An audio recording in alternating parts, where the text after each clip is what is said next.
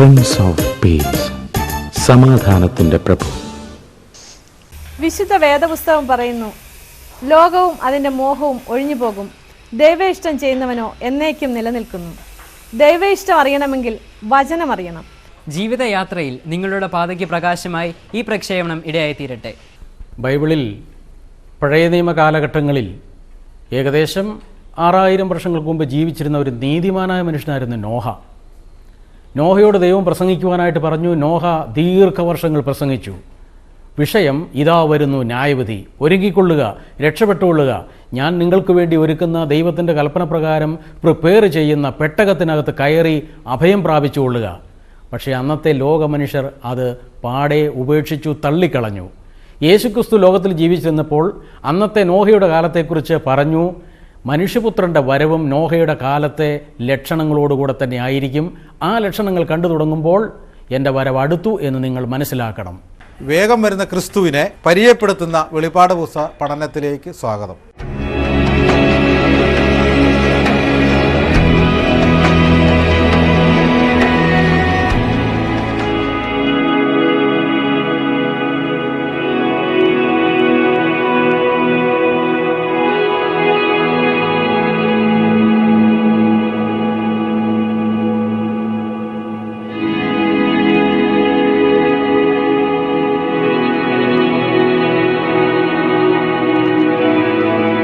Let us go back to the Bible.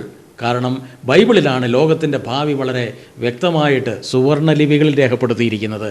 അതുകൊണ്ട് നമുക്ക് ആ തിരുവചന സത്യങ്ങളിലേക്ക് കാതോർക്കാം, അതിലേക്ക് മടങ്ങിപ്പോകാം. അതിൻ്റെ അനുഗ്രഹത്തിന് ആ ഭാഗ്യവാന്മാരുടെ പട്ടികയിൽ നാം ഓരോരുത്തരും പെടുന്നത് എത്രയോ വലിയ ഭാഗ്യമാണ്. നമ്മുടെയും നമ്മുടെ കുടുംബത്തിൻ്റെയും നമ്മുടെ രാജ്യത്തിൻ്റെയും ലോകത്തിൻ്റെയും ശുഭകരമായിരിക്കുന്ന ഭാവിക്ക് വേണ്ടി ദൈവം എന്തെല്ലാം ചെയ്തിരിക്കുന്നു. ആ ചെയ്തതിനോട് അനുകൂലമായി പ്രതികരിക്കുവാൻ ഈ പ്രോഗ്രാമിൻ്റെ കേൾവി ഞങ്ങളുടെ എല്ലാ കേൾവിക്കാർക്കും കാരണമാക്കി തീർക്കട്ടെ എന്ന് ഞങ്ങൾ ആശംസിക്കുന്നു.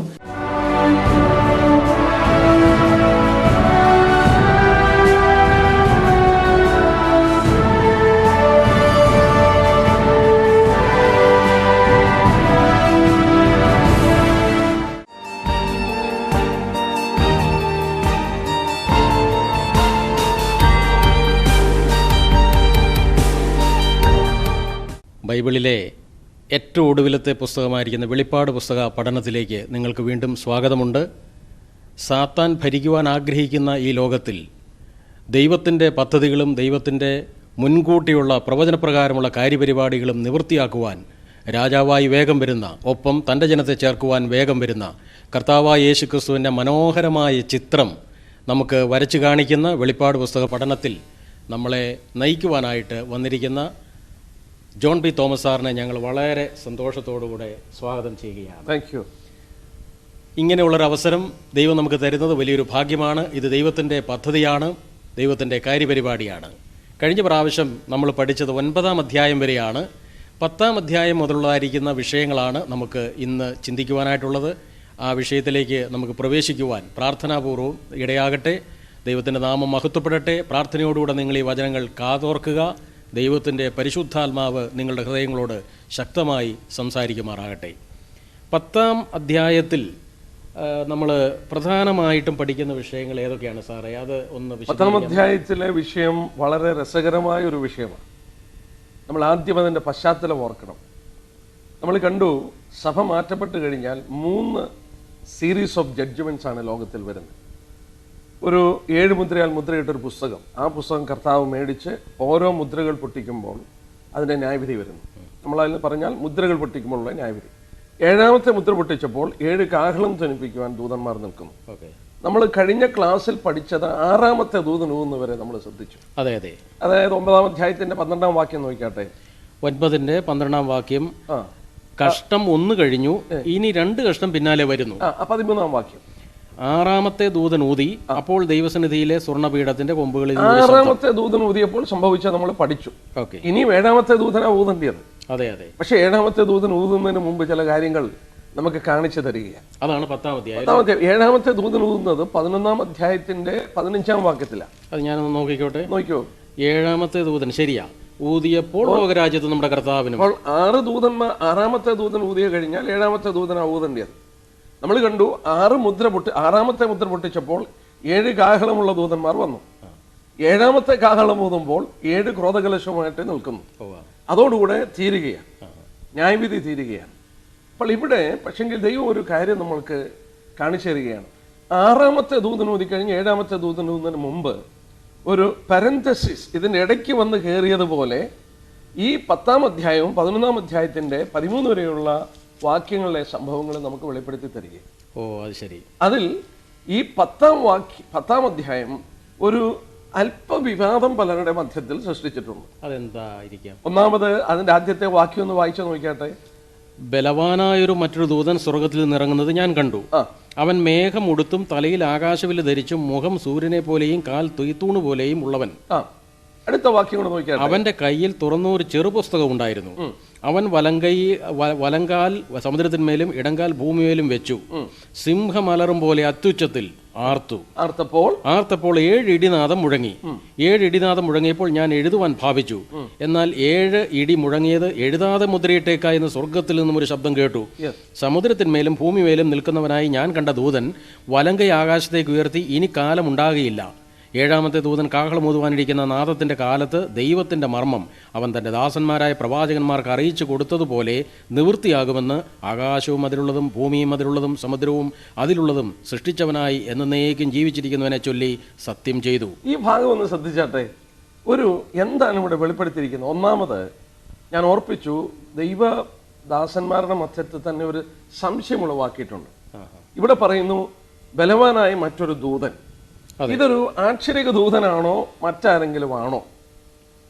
പെട്ടെന്ന് വായിക്കുമ്പോൾ ആക്ഷരിക ദൂതനാണോ തോന്നും. എന്നാൽ ഇവിടെ സൂക്ഷ്മ പഠനത്തിലൂടെ നമുക്കൊരു സത്യം മനസ്സിലാക്കാൻ സാധിക്കുന്നു. ഇതൊരു ദൂതനല്ല, ഇത് യേശുക്രിസ്തുവാണ്. അത് ശരി. യേശുക്രിസ്തുവാണെന്നുള്ളതിൻ്റെ ചില തെളിവുകൾ നമുക്കവിടെ ശ്രദ്ധിക്കാനായിട്ട് സാധിക്കാം.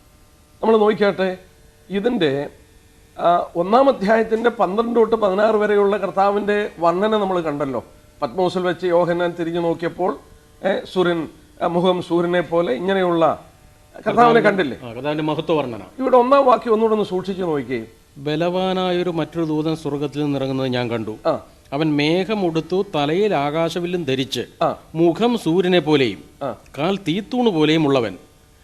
ഇതും ആദ്യം 1ാം അധ്യായത്തിന്റെ 12 തൊട്ട് 16 വരെ യേശുക്രിസ്തുവിന്റെ വർണ്ണന പറഞ്ഞപ്പോൾ കാൽ തീത്തൂൺ പോലെയും അവന്റെ മുഖം സൂര്യനെ പോലെയും. ഇവിടെ രേഖപ്പെടുത്തി നോക്കിയേ, മുഖം സൂര്യനെ പോലെയും കാൽ തീത്തൂൺ പോലെയും ഉള്ളവൻ.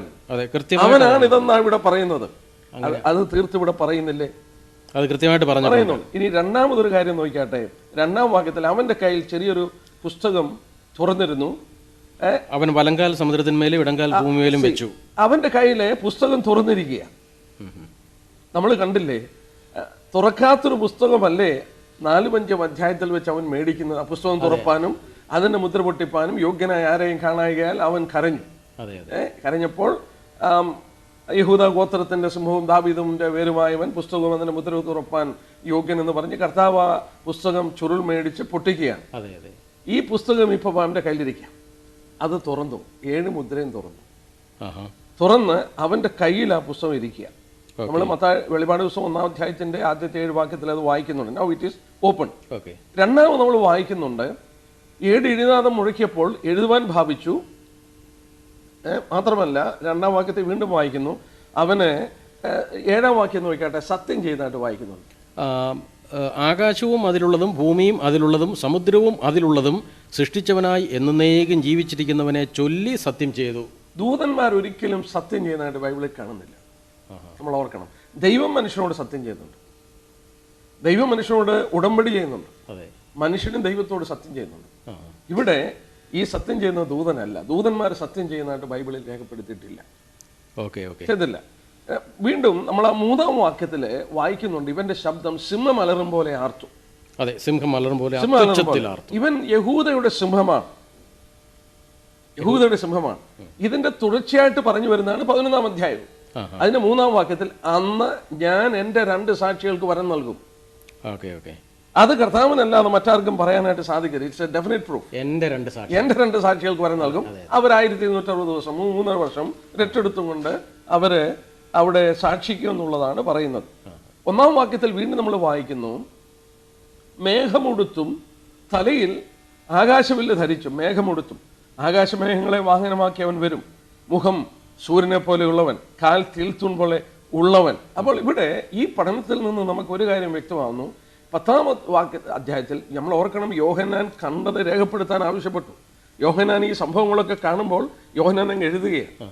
അപ്പോൾ ഒരു ദൂതൻ എന്നുള്ള രീതിയിൽ അങ്ങ് എഴുതി. പക്ഷെങ്കിൽ ആ വർണ്ണനയിലൂടെ നമുക്ക് വളരെ വ്യക്തമായിട്ട് മനസ്സിലാക്കാം, ഇത് മറ്റാരുമല്ല, കർത്താവായ യേശുക്രിസ്തുവാണ്. അപ്പോൾ ഇവിടെ മറ്റൊരു സത്യം ഓർക്കണം. നമ്മൾ അതിൻ്റെ 5-ാം അധ്യായം പഠിച്ചപ്പോൾ ഓർത്തു, ആ പുസ്തകം എന്ന് പറയുന്നത് ഭൂമിയുടെ അവകാശത്തിൻ്റെ ടൈറ്റിൽ ഡീഡാണ്. നമ്മളത് പഠിച്ചാണെന്ന്. അതെ, അന്ന് വസ്തുക്കളൊക്കെ വിൽക്കുമ്പോൾ ഇങ്ങനെ ആധാരം എഴുതി പുറത്തുമകത്ത് മുദ്രയിട്ടിട്ട് അവകാശമുള്ളവരാണ് ഇത് മേടിക്കുന്നത്. അപ്പോൾ ഇപ്പോൾ കർത്താവ് ഇത് മേടിച്ചത് തുറന്നു, ഇത് അവൻ്റെ കയ്യിൽ തുറന്നിരിക്കുക. ഈ ചുരുള് അവൻ്റെ കയ്യിൽ തുറന്നിരിക്കുന്നതായിട്ടാണ് അതിൻ്റെ ഒറിജിനൽ ലാംഗ്വേജിൽ കാണുന്നത്. ഇനി നമ്മൾ നോക്കണം, ഇത് കയ്യിൽ പിടിച്ചിട്ട് എന്താ കർത്താവ് ചെയ്യുന്നതെന്ന് നോക്കണം. അതാണ് രസകരമായ കാര്യം. അതെവിടെ പറഞ്ഞിരിക്കുന്നത്? അതിൻ്റെ 2-ാം വാക്യത്തിന്റെ അവസാനം നോക്കിയാട്ടെ. അവൻ വലങ്കാൽ സമുദ്രത്തിന്മേലും ഇടങ്കാൽ ഭൂമിമേലും വെച്ചു, സിംഹം അലറും പോലെ അത്യുച്ചത്തിൽ ആർത്തു.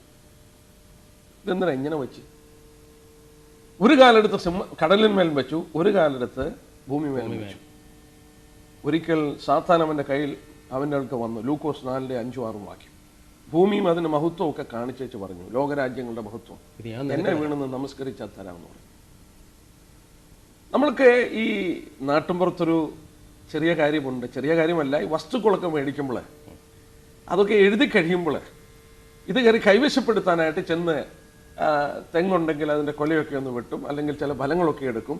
ഇത് കൈവശപ്പെടുത്തുന്നു എന്നുള്ളതിൻ്റെ ഒരു ബാഹ്യ അടയാളം പ്രായോഗികമായി. ഈ ഭൂമി മനുഷ്യന്റെ കയ്യിൽ അത് കൊടുത്തതാണ്. എന്നാൽ സാത്താൻ ഇതിന്റെ അധികാരം കൈവശപ്പെടുത്തി. ദൈവപുത്രൻ വീണ്ടെടുപ്പ് കാൽവറി ക്രൂശിലൂടെ നിവർത്തിച്ച് ഈ സന്ദർഭമാകുമ്പോൾ ഭൂമിയുടെയും സമുദ്രത്തിന്റെയും അവകാശം അവൻ തിരികെ മേടിക്കുന്നു എന്നുള്ളതിന്റെ പ്രതീകമാണ്. ആ കാല് സമുദ്രത്തിന്മേൽ, ഒരു കാല് ഭൂമിമേൽ അവൻ വെച്ചിട്ട് കൈ ഉയർത്തി സിംഹാലറും പോലെ അലറുന്നത്. ഒരു മൽപിടുത്തത്തിന്റെ ശേഷം പരാജയപ്പെട്ടവന്റെ നെഞ്ചിൽ കരങ്ങളെടുത്ത് വെച്ച് വിജയാളി സാധാരണ കൈ ഉയർത്തി ഒരു ഘോഷം നടത്തും, വിജയാഘോഷം. ഏതാണ്ട് അതുപോലെ ഒരു പ്രതീകമാണ് ഇവിടെ കാണുന്നത്. ജയാളിയായ കർത്താവിന്റെ ഘോഷമാണ്. ഭൂമിയും സമുദ്രവും എന്നുള്ളത് നമ്മൾ ഓർക്കണം, അത് ഈ ലോകത്തെ മുഴുവൻ കാര്യങ്ങളെ കാണിക്കുന്നതാണ്. കൈ ആകാശത്തിലേക്ക് ഉയർത്തി ആ കരങ്ങളാണ് ആളുകൾ കൊണ്ട് അഴിയപ്പെട്ടത്. വീണ്ടെടുപ്പ് ഇവിടെ പൂർത്തീകരിക്കുകയാണ്, സിംഹമലറും പോലെ. അപ്പോൾ നമ്മളിവിടെ വായിക്കുന്നുണ്ട്, 7 ഇടിനാദം മുഴങ്ങി. എഴുതുവാൻ ഭാവിച്ചപ്പോൾ എഴുതരുതെന്ന് പറഞ്ഞു. അതെ, അങ്ങനെ ഇവിടെ പറഞ്ഞിട്ടുണ്ട്. എന്തായി എഴുതരുതെന്ന് പറഞ്ഞത്? എന്നാൽ അവിടെ നമ്മൾ താഴോട്ട് വായിക്കുമ്പോൾ നമുക്കൊരു ചെറിയ സൂചന അവിടെ കിട്ടുന്നുണ്ട്. 7 ഇടി മുഴങ്ങിയപ്പോൾ എഴുതാതെ മുദ്രയിട എന്ന് പറഞ്ഞു. താഴോട്ട് വായിക്കുമ്പോൾ 6-ാം വാക്യം, ഇനി കാലം ഉണ്ടാകില്ല. 7-ാമത്തെ ദൂതൻ കാഹളം ഊതുവാനിരിക്കുന്ന നാദത്തിന്റെ കാലത്തിൽ. ആ വാക്ക് നോക്കി. അതെ, 7-ാമത്തെ ദൂതൻ കാഹളം ഊതുവാനിരിക്കുന്ന നാദത്തിന്റെ കാലത്തിൽ എന്താ സംഭവിക്കുന്നത്? ദൈവത്തിന്റെ മർമ്മം അവൻ തന്റെ ദാസന്മാരായ പ്രവാചകന്മാർക്ക് അറിയിച്ചു കൊടുത്ത പോലെ നിവൃത്തിയാകുമെന്ന് ആകാശം, അതിലുള്ള ഭൂമിയും അതിലുള്ള സമുദ്രം, അതിലുള്ള സൃഷ്ടിച്ചവനായ എന്നേക്കും ജീവിച്ചിരിക്കുന്നതിനെ ചൊല്ലി സത്യം ചെയ്തു. അതെ, ഇവിടെ നമ്മളൊന്ന് ശ്രദ്ധിച്ച്, ഇനി കാലം ഉണ്ടാകത്തില്ല, നോ മോർ ടൈം. യേശുക്രിസ്തു എന്ന രാജ്യം സ്ഥാപിക്കുന്നതെന്നായിരുന്നു പുനരുത്ഥാന ശേഷവും ശിഷ്യന്മാർ ചോദിച്ചത്.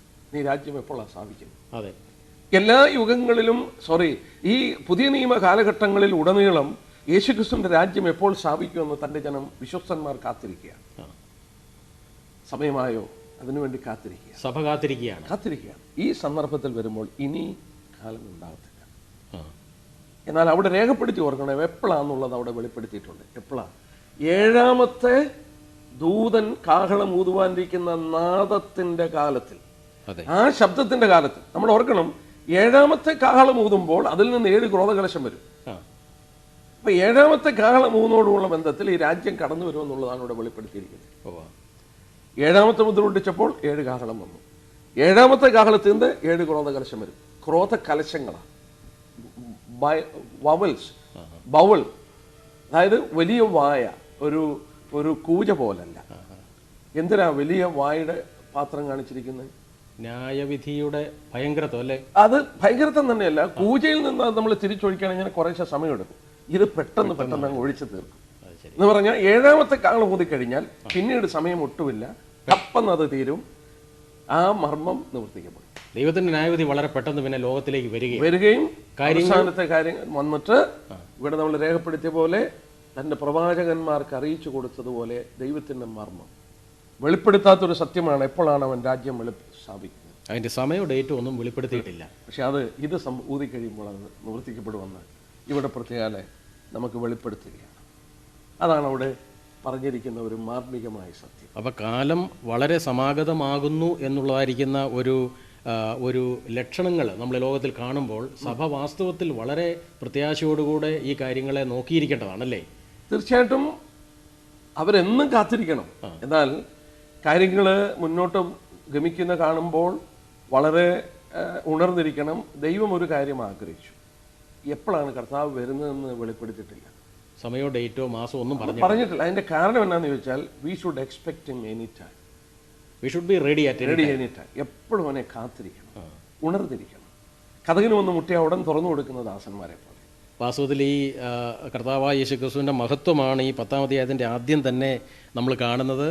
അവൻ കാലാകാശത്തിന്മേൽ, അതുപോലെ തന്നെ കാല് സമുദ്രത്തിന്മേൽ, ഭൂമിമേൽ എന്ന് പറഞ്ഞാൽ ആകാശ ഭൂമികളുടെ സർവ്വ അധിപതിയായിരിക്കുന്ന കർത്താവായ യേശുക്രിസ്തു.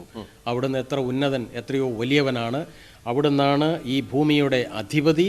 ഭൂമിയെ വീണ്ടെടുക്കുവാനായിട്ട്, വിശ്വാസികളെ വീണ്ടെടുക്കുവാനായിട്ട് കർത്താവ് വരുന്നു എന്നുള്ള ചിന്ത ഒരു ലഘുവായ കാര്യമായിട്ട് നമ്മൾ കാണരുത്. കർത്താവിന് വേണ്ടി സഭ ആവലോടെ കാത്തിരിക്കണം അല്ലേ?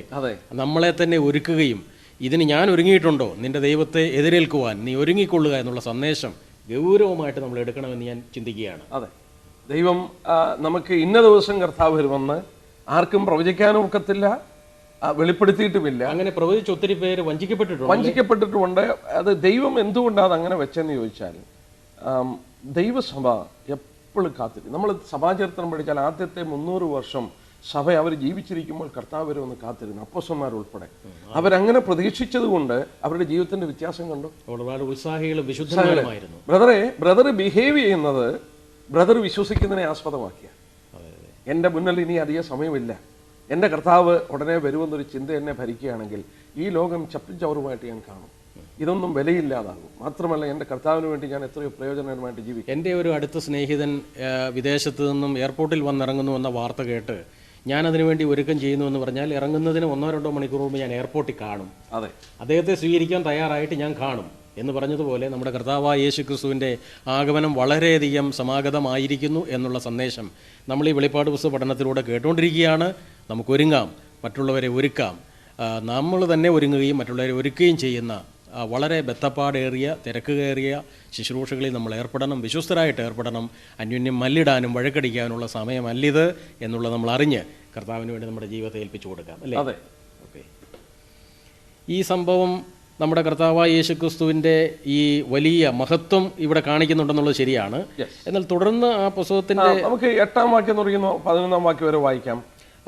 10-ന്റെ 8-ാം വാക്യം മുതൽ. ഞാൻ സ്വർഗത്തിൽ നിന്നും കേട്ട ശബ്ദം പിന്നെയും എന്നോട് സംസാരിച്ചു. നീ ചെന്ന് സമുദ്രത്തിന്മേലും ഭൂമിമേലും നിൽക്കുന്ന ദൂതന്റെ കയ്യിൽ തുറന്നിരിക്കുന്ന പുസ്തകം വാങ്ങുക എന്ന് കൽപ്പിച്ചു. ഞാൻ ദൂതന്റെ അടുക്കൽ ചെന്ന് ആ ചെറുപുസ്തകം തരുവാൻ പറഞ്ഞു. അവൻ എന്നോട്, നീ ഇത് വാങ്ങി തിന്നുക, അത് നിന്റെ വയറ്റിന് കയ്പിക്കും, എങ്കിലും വായിൽ തേൻ പോലെ മധുരിക്കും എന്ന് പറഞ്ഞു. ഞാൻ ദൂതന്റെ കയ്യിൽ നിന്നും ചെറുപുസ്തകം വാങ്ങി തിന്നു. അതിൻ്റെ വായിൽ തേൻ പോലെ മധുരമായിരുന്നു. തിന്നു കഴിഞ്ഞപ്പോൾ എൻ്റെ വയറ് കഴിച്ചുപോയി. അവൻ എന്നോട്, നീ ഇനിയും അനേക വംശങ്ങളെയും ജാതികളെയും ഭാഷകളെയും രാജാക്കന്മാരെയും കുറിച്ച് പ്രവചിക്കേണ്ടി വരും എന്ന് പറഞ്ഞു. ഇത് ദൈവദൂത് അറിയിച്ചുകൊണ്ടിരിക്കുന്ന യോഹന്നാനോട് പ്രത്യേകം കൊടുക്കുന്ന ഒരു ആഹ്വാനമാണ്. അവൻ്റെ കയ്യിൽ തുറന്നിരിക്കുന്ന പുസ്തകം മേടിച്ച് തിന്നാനായിട്ട് ആവശ്യപ്പെട്ടു. അതിന് അങ്ങനെ ഒരു ആജ്ഞ. തിന്നണം എന്ന് പറയുമ്പോൾ നമ്മൾ ഓർക്കണം, വചനത്തെ നമ്മുടെ ഉള്ളിലാക്കുക എന്നുള്ളതാണ്. നമ്മുടെ ഉള്ളിലാക്കുക. കർത്താവ് പറഞ്ഞില്ലേ, എന്നെ ഭക്ഷിക്കുന്നവൻ മൂലം ജീവിക്കും.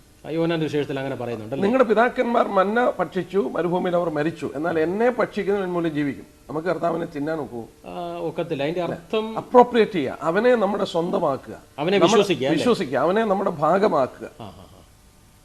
എനിക്ക് തോന്നുന്നത് വാസ്തവത്തിൽ ആ കർത്താവിന്റെ ആ പ്രയോഗം, എന്നെ തിന്നുന്നവൻ എൻ മൂലം ജീവിക്കുമെന്ന് കർത്താവ് പറഞ്ഞത് കർത്താവിൻ്റെ ശരീരരക്തങ്ങൾ നമുക്ക് തിന്നാൻ പറ്റുകയില്ല. ഇല്ല. എന്നാൽ കർത്താവിനെ ആത്മാർത്ഥമായിട്ട് അറിഞ്ഞ് മാനസാന്തര അനുഭവത്തിൽ അങ്ങയെ ഞാൻ വിശ്വസിക്കുന്നു എന്ന് പറഞ്ഞ് ഹൃദയത്തിലേക്ക് സ്വീകരിക്കുന്ന അനുഭവമാണ് കർത്താവ് അവിടെ അർത്ഥമാക്കിയതല്ലേ? അതെ. തിന്നുക സമം വിശ്വസിക്കുക. തിന്നുക ഉദാഹരണമായിട്ട് ദൈവവചനം നമ്മൾ ധാരാളം ഭക്ഷിക്കുക എന്ന് പറഞ്ഞാൽ അതിൻ്റെ അർത്ഥം നമ്മളതിനെ സ്വായത്തമാക്കുന്നു, നമ്മുടെ സ്വന്തമാകും. നമ്മൾ എസെക്കിയേൽ 3-ന്റെ ആദ്യത്തെ 3 വാക്യം ഒന്ന് വായിച്ചു നോക്കി.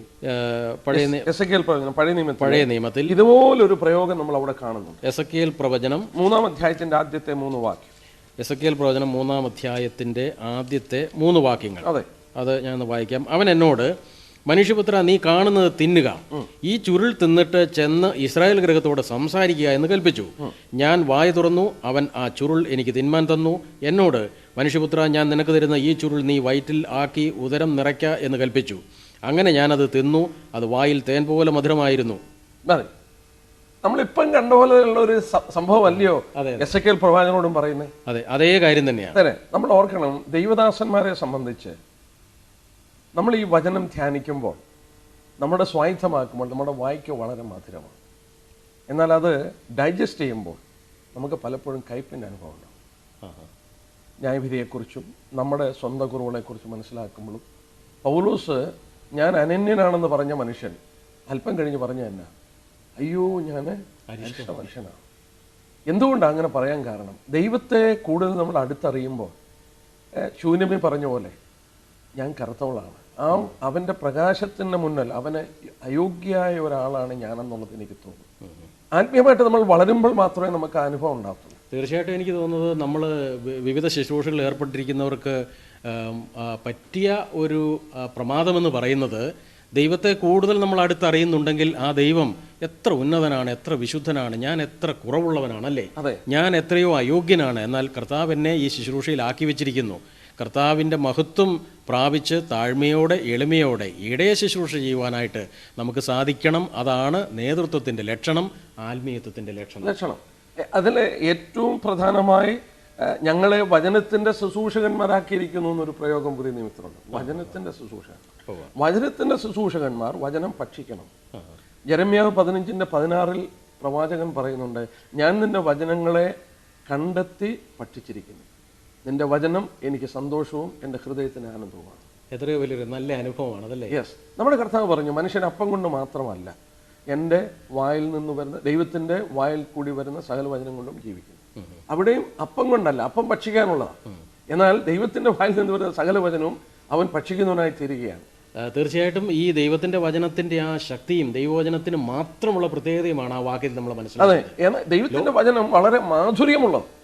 എന്നാൽ ഇവിടെ പ്രവാചകൻ പറയുന്നുണ്ട്, നീ ഇനി അനേക രാഷ്ട്രങ്ങളെക്കുറിച്ചും ഭാഷകളെക്കുറിച്ചൊക്കെ നീ പ്രവചിക്കേണ്ടതാണെന്ന് പറയുമ്പോൾ, വെളിപ്പാട് 10:10 അത് പറയുന്നു അല്ലേ? 10-11 വാക്യങ്ങളിൽ പറയുമ്പോൾ എന്താ പറയുന്നത്? അവരെ കുറിച്ച് വരുന്ന ന്യായവിധികളും ഒക്കെ കേൾക്കുമ്പോൾ അത് കയ്പിന്റെ അനുഭവമാണ്. ഓ, അത് ശരി. ഒരു വചനം പഠിക്കുകയും ധ്യാനിക്കുകയും ചെയ്യുന്ന ഒരാൾക്ക് ഈ 2 അനുഭവങ്ങളുണ്ട്. വ്യക്തിപരമായ ജീവിതത്തിൽ ആ കുറവുകളെയും പോരായ്മകളെയും മനസ്സിലാക്കുമ്പോൾ ആ കയ്പിന്റെ ഒരു അനുഭവം ഉണ്ടാവും. എന്നാൽ നമ്മുടെ വായിക്ക് ഇത് മധുരമാണ്. അതുപോലെ തന്നെ വരാനിരിക്കുന്ന ന്യായവിധി, രാഷ്ട്രങ്ങൾക്ക് വരുന്ന ന്യായവിധിയെക്കുറിച്ച് പ്രവാചകൻ പ്രവചിക്കാൻ പോവുകയാണ്. ഇത് ഭക്ഷിച്ചിട്ട് പ്രവാചകൻ ഇത് കാണുകയാണ്. അപ്പോൾ അവനത് ഒരു കയ്പിൻ്റെ അനുഭവമാണ്.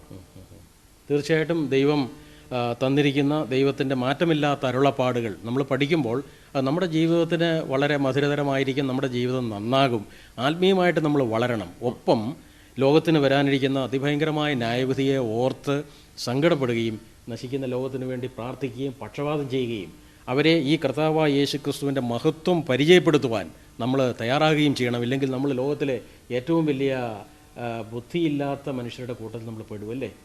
തീർച്ചയായിട്ടും നമ്മൾ ഓർക്കണം, ദൈവത്തിൻ്റെ വചനത്തിന്, ഞാൻ പലപ്പോഴും ഓർക്കാറുണ്ട്, ദൈവത്തിൻ്റെ വചനത്തിന് ദൈവത്തോളം വലിപ്പമുണ്ട്.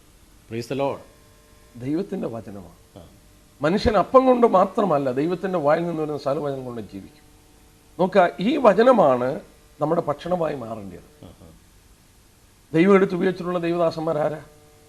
ദൈവത്തിൻ്റെ വചനം ഭക്ഷിച്ചവരാണ്. ഈ വചനം ഭക്ഷിച്ചവരാണ്. എനിക്ക് തോന്നുന്നത്, ഞാൻ ഈ ഒരുപക്ഷെ നമ്മൾ കേൾവിക്കാരായിരിക്കുന്ന പല സ്നേഹിതന്മാരും നമ്മൾ വളരെ വർഷങ്ങളായിട്ട് തന്നെ ഒരു നല്ല വിശ്വാസിയായിട്ട് തുടരുന്നയാളായിരിക്കാം. പക്ഷേ how many of you are reading the Bible, meditating the Bible, systematically studying the Bible എന്നുള്ള ചോദ്യം നമ്മൾ ആത്മാർത്ഥമായിട്ട് നമ്മളോട് തന്നെ ചോദിക്കുകയും ദൈവവചനം പഠിക്കുവാൻ, അത് ഭക്ഷിക്കുവാൻ, അത് നമുക്കും ഈ വരുന്ന തലമുറയ്ക്കും അനുഗ്രഹമായി തീരുവാനായിട്ട് കർത്താവ് എന്നെ ഒരു ഉപകരണമാക്കണമേ എന്ന് നമുക്ക് ആത്മാർത്ഥമായിട്ട് പ്രാർത്ഥിക്കാം, അല്ലേ?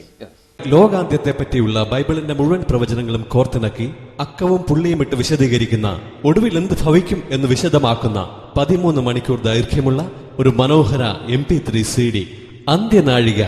ദേശീയ അന്തർദേശീയ വേദികളിൽ ശ്രദ്ധേയരായ റേഡിയോ TV പ്രഭാഷകരും ബൈബിൾ പ്രവചന പണ്ഡിതരുമായ brother John P Thomas Kochi, brother John Sebastian Kottayam എന്നിവർ നിങ്ങളോട് സംസാരിക്കുന്നു. ഞങ്ങളുടെ മാന്യ പ്രേക്ഷകർക്ക് 3 പുസ്തകങ്ങൾ ഞങ്ങൾ പരിചയപ്പെടുത്തുന്നു. ഗുരുവിനെ കണ്ടുമുട്ടിയവർ, മരണത്തിനപ്പുറത്തൊരു ജീവിതമോ, അറിയുവാൻ വൈകുന്ന സത്യങ്ങൾ. ഈ പുസ്തകങ്ങൾ ആവശ്യമുള്ളവർ ഇന്ന് തന്നെ ഞങ്ങൾക്ക് SMS അയയ്ക്കുക. ഈ പ്രോഗ്രാമിനെ കുറിച്ചുള്ള നിങ്ങളുടെ അഭിപ്രായങ്ങളും നിർദ്ദേശങ്ങളും നിങ്ങളുടെ പ്രാർത്ഥനാ വിഷയങ്ങളും ഞങ്ങളെ അറിയിക്കുക. ഞങ്ങളുടെ മൊബൈൽ നമ്പർ ശ്രദ്ധിച്ചാലും 9495446029. Email address peacetract@gmail.com. ദൈവം നിങ്ങളെ അനുഗ്രഹിക്കുമാറാകട്ടെ.